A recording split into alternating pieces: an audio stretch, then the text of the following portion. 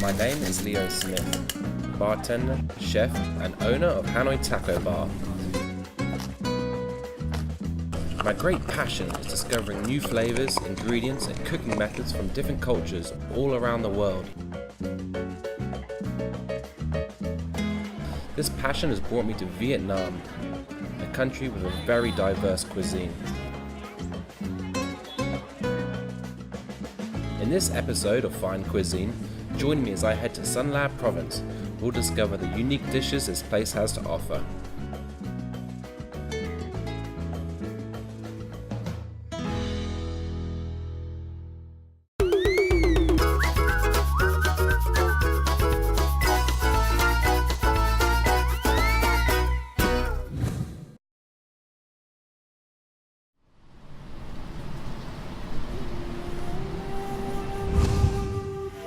Son La lies in northwestern Vietnam.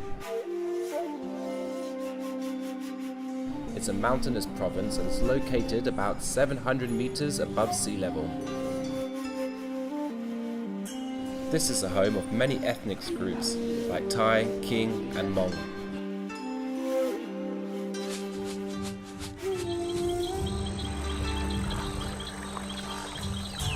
The Thai community is the largest group and takes up more than half of the province's population. You can see their influence in traditional music and dances as well in the local cuisine. I've heard from many that Thai delicacies are some of the best in Vietnam. Well, there's only one way to find out.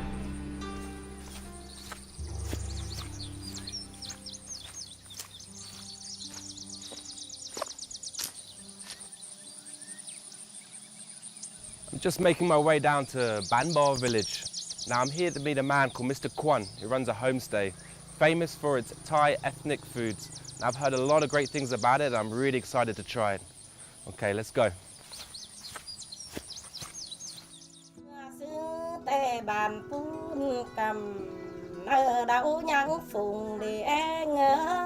The village lies on the outskirts of Son La City.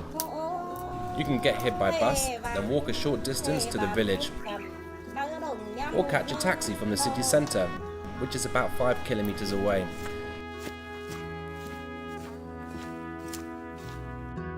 It's quite busy at the weekends when tourists flock at the Thai-style homestays built by the locals. However, during normal days, Ban Bo is a quiet and relaxing place.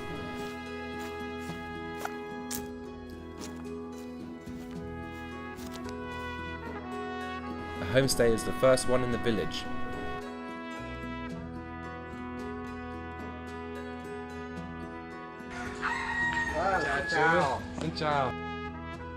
Like most other Thai houses, this house is built almost entirely with wood.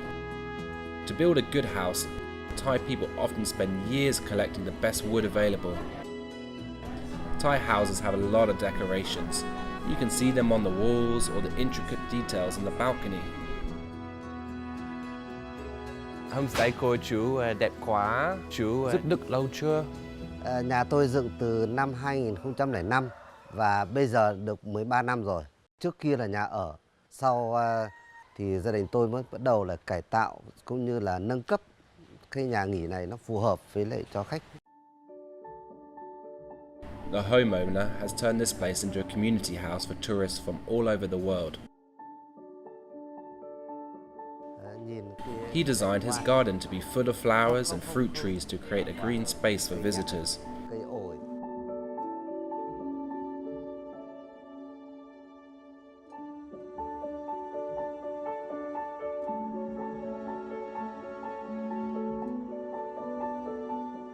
Đây là cái đồ trang trí của người dân tộc Thái. Khi người vào nhà người ta biết ngay là đây là nhà của người dân tộc Thái. Khách đến với gia đình tôi thì rất là đa dạng, nhất là khách quốc tế. Không gian ở đây nó yên tĩnh, không khí thì trong sạch. Mr. Kwan is also willing to show me some of the best dishes of Thai cuisine. Đặc sản của chúng tôi thì rất là nhiều. Tối nay xin mời bạn xuống tham quan, xem cách chế biến, rồi mời bạn thưởng thức cùng với gia đình chúng tôi. I like the vibe around here. It's completely different from the hustle and bustle of Hanoi's inner city. Now's the time for me to forget everything and enjoy a relaxing vacation.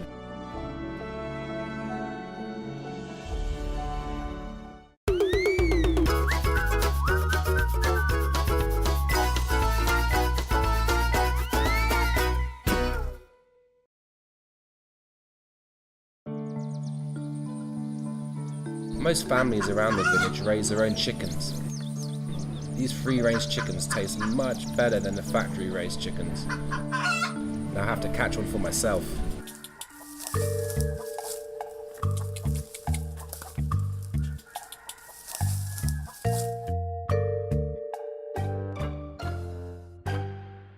Gotcha.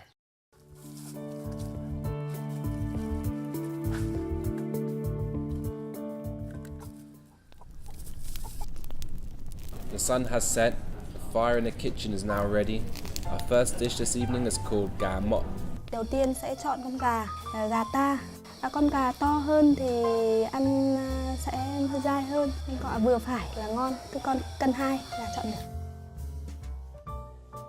The chef will then make a special batter. Thấy đặc thì lại cho thêm một ít nước.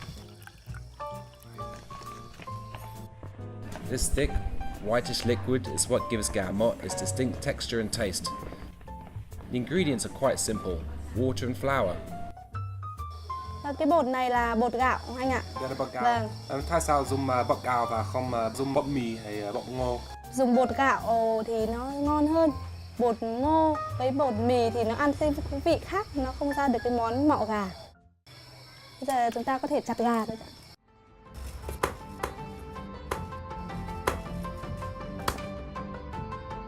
Afterwards, the chicken is chopped into smaller pieces.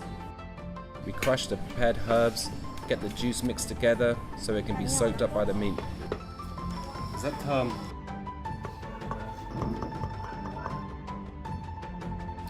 Tiếp nữa không thể thiếu được với gà mọ này là húng chó. Đây là mắc khén này, gia vị đặc biệt của Tây Bắc, thể thay cho hạt tiêu, gia vị này rất là thơm. And of course, the special batter we prepared. Trộn đều.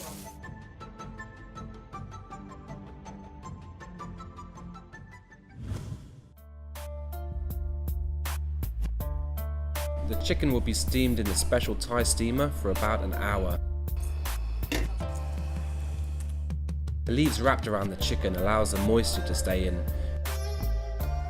You can leave them to cook a little longer and the meat will taste even more tender and tasty.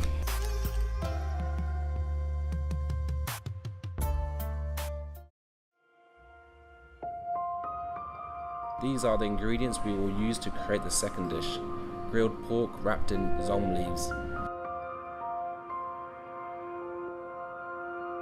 The pork is minced and put into a bowl.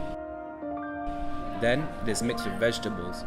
Cải mèo is a leafy vegetable indigenous to Northwestern Vietnam.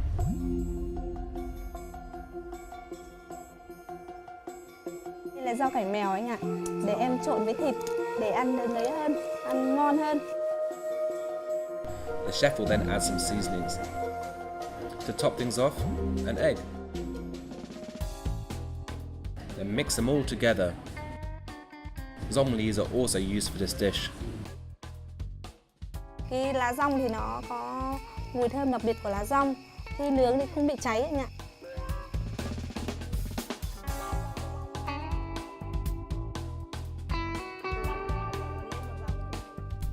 Grilled dishes are a big part of Thai cuisine. Thai people only grill over the fire's embers. The zong leaves act as a protective layer against the heat. They also enhance the dish with some herbaceous flavors. The meat takes about 40 minutes to cook, but thanks to the zong leaves, you can leave them in a little longer.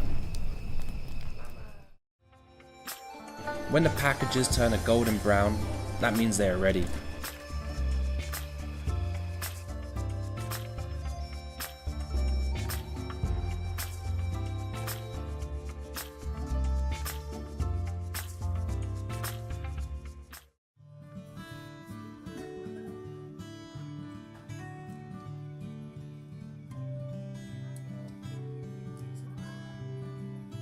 Xin mời Come on, Chu. Dạ. Come on, em ha. Come on, cô. Come on, chúc sức cuối. After a lot of hard work, mainly by you, you really produced some fantastic food here. I can't wait to dive in. Wow, where should we begin? So this is the pork that we cooked inside the leaf. Some of the herbs that they've used, I've never really smelled anything like it before. It's quite citrusy. It has that kind of bitterness of the herbs, but a kind of interesting fragrance, a kind of very light grassy flavor. It's a little bit like thyme and oregano mixed together, but it's kind of tricky to describe. Very delicious. So let's try this chicken. I've got to try this chicken. It looks incredible. Wow. So the texture, it's soft, it's succulent. It's cooked all the way through, comes straight off the bone. The smell, all those herbs in it, a little bit sticky from that rice batter. Rất thơm, rất ngon. Vâng.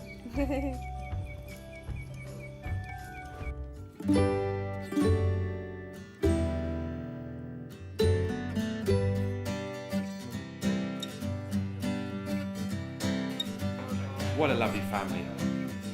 What a delicious dinner.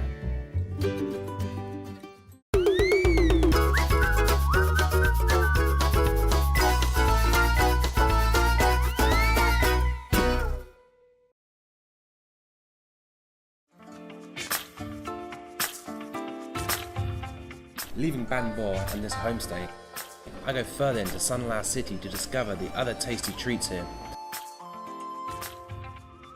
This is a city central market.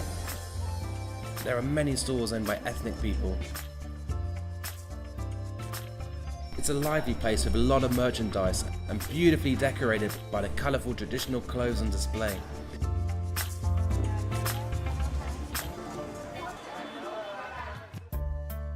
They also sell a lot of fresh fruits and ethnic foods here. This is the dish that impressed me the most. This is called tipsy. It literally means buffalo meat hung over the kitchen, basically Thai smoked jerky. They look like old and dry sticks, but trust me, they taste amazing. The lady who owns the shop gave me an address. She said it belongs to a famous Thai chef who specializes in buffalo meat. Let's go meet her right now.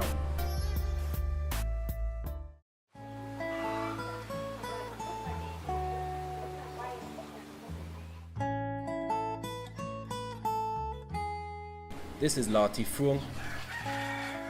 She's a famous chef in the village who everyone goes to when they need some smoked jerky.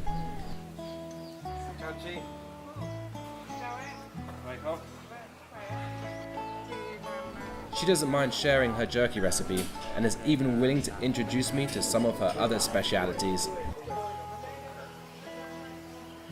However, first I have to do something for her.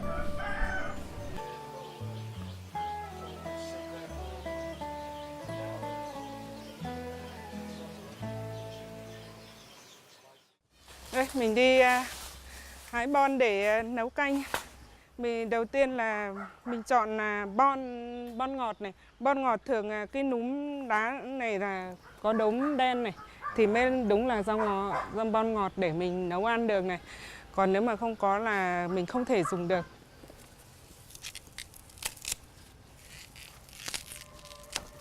Cái này hái xong nó lại mọc tự nhiên, không phải chăm bón gì hết.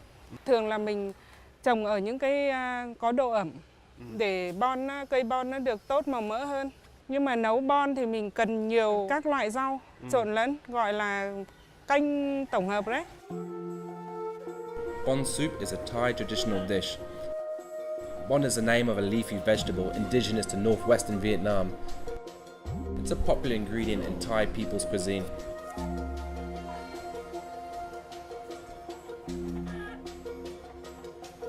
So these little gardens that surround these houses may be small, but are very diverse in what they have. I'm very keen to try some of these, which I've never seen before and smell quite unique. I'm not really sure what they are, so I'm very keen to see how they prepare them. After we got all the ingredients, I'm gonna head to the kitchen to start preparing.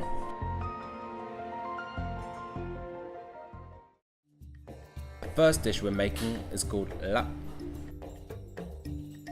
It's a salad with raw beef as a main ingredient. It is one of the Thai people's signature dishes. Mình muốn ăn món lạp. Cái khâu thứ nhất mình chuẩn bị miếng thịt rất là ngon và bóc cái gân của nó đi hết, bóc đi xong rồi mình mới thái cái miếng thịt ra. Thai people often eat lap raw, but it can also be cooked. Now we're making the cooked version, which is grilled over a fire.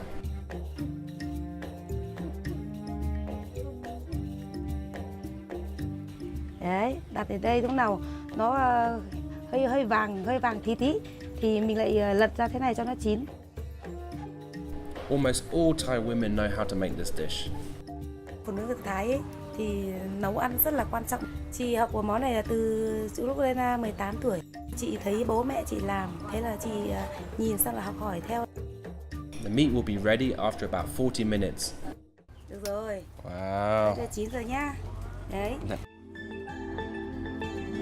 Afterwards, it is chopped up and mixed with vegetables, herbs and seasonings.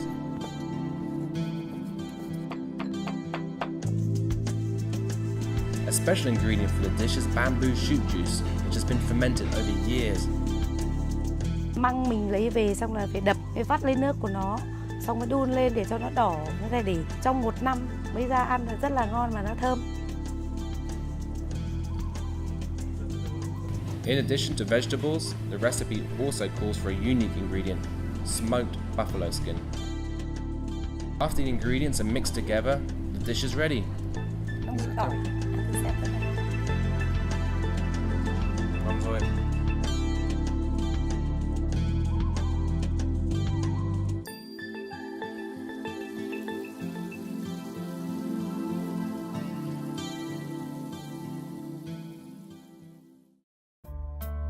Next is the dish I've been waiting for, smoked buffalo jerky. Bây giờ chị em mình làm món thịt trâu gác bếp. The chef chooses a piece of lean meat with few tendons. It has to be big enough to be cut into long, thick pieces. The buttocks are ideal. Mình thái miếng vừa thôi, cũng không dày lắm mà cũng không mỏng lắm. Thái theo thớ dài của nó, để khi mình xé ăn là mình xé theo thớ ăn thịt rất ngon. The cuts need to be uniform and precise. Em làm như thế là thịt nó bị xước hết như này ấy. Khi nó khô vào là mình xé ra nó sẽ không thành miếng. Đến khi mình ăn mình xé là nó sẽ dai không ăn được. The chef uses salt, pepper, chili, and machen for seasoning. Each person has their own recipe, so she is confident that nobody can copy her distinct flavors.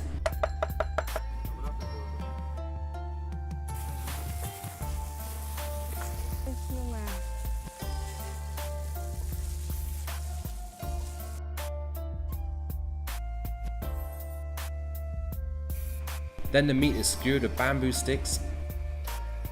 Pieces are kept 3 to 4 centimeters apart to let the smoke seep through all of them. The jerky is then hung over the fire for days. The heat and smoke from the fire will kill germs and give it its smoky taste. Thai people use this method to preserve meat. Thai families can keep the jerkies like this for months, cutting off a few slices when they need to.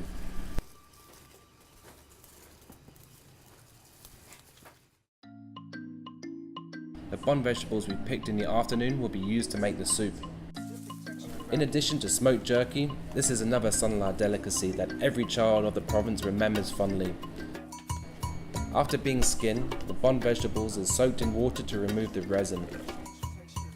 Thai people also use other vegetables and herbs for the soup like ginger, lemongrass, garlic, basil, and allot leaves. However, maken and buffalo skin are irreplaceable ingredients.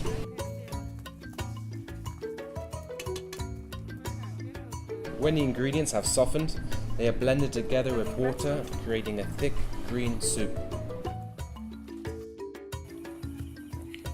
Wow, that's really good. I wasn't expecting that at all. It tastes completely different to how I thought. So it tastes a little bit like spinach, a little bit like bok choy, kind of lighter. We've got all those herbs in there. You put in the mac ken, so you have that kind of peppery clove flavors coming through. Yeah, surprisingly really tasty.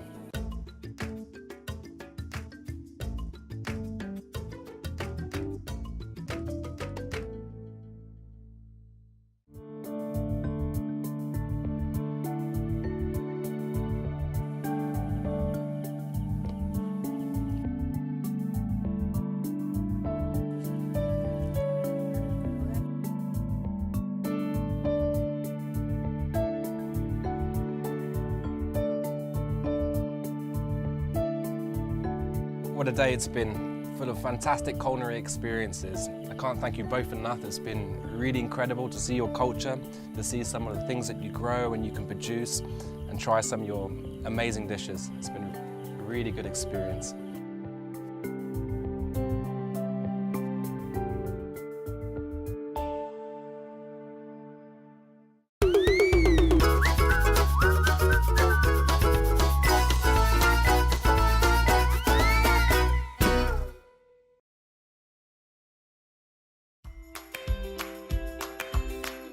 So what a fantastic trip in Son La that was. I was really impressed with all the food that I tried. I got a lot of inspiration, and I'm going to be making some dishes with some similar flavor profiles and using some of the same ingredients. So here we got the meat. It's a little bit like the smoked jerky, the buffalo meat that we had in Son La, a little bit different. So what we do first is we soak it in brine. We pickle it essentially with curing salt, which is going to keep that beautiful red color. Then we add some of the spices that we tried, like mac ken, a little paprika, coriander seeds, and we cold smoke it for about 8 hours. Pretty low temperature. And we end up with this beautiful, still red pastrami here. Really delicious.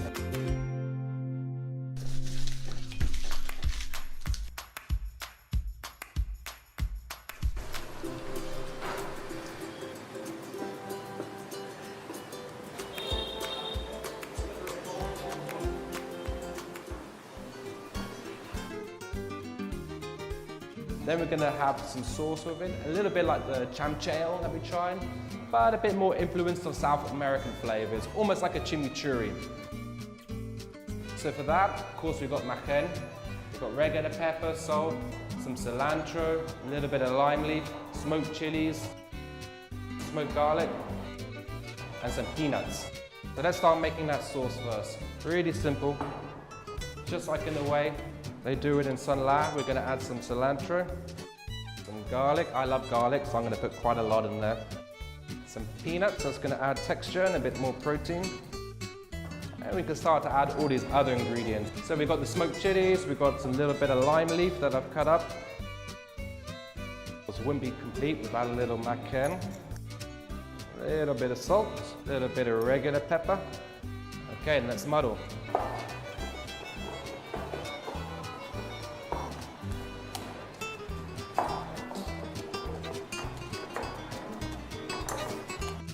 Now I'm going to pour in a little bit of red wine vinegar, some olive oil,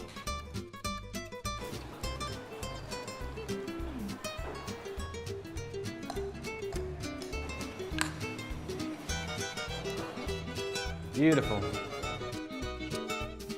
I named this dish Son La meets NYC because New York City is home of pastrami beef, and I'm serving it with a Son La style chamchale dipping sauce.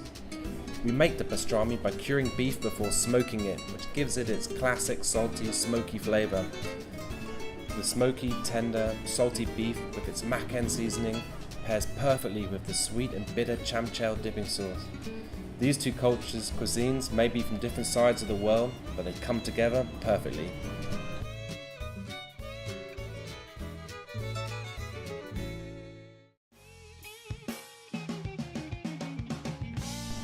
Son La City has introduced me to many delicious delicacies, as well as unique and interesting methods of cooking. However, there's still more to Son La Province cuisine than this. In the next episode of Fine Cuisine, we'll visit Mok Cho District and find out the best dishes this place has to offer. I'll see you there.